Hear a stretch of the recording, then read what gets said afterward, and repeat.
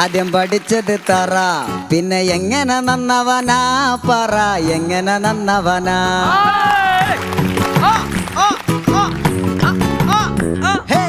ആദ്യം പഠിച്ചത് തറ, പിന്നെ എങ്ങനെ നന്നവനാ പറ, എങ്ങനെ നന്നവനാ. കണ്ടു വളർന്നത് കുപ്പി, അത് കൊണ്ടു നടന്നതെന്റെ അപ്പൻ, പിന്നെ എങ്ങനെ നന്നവനാ പറ, എങ്ങനെ നന്നവനാ.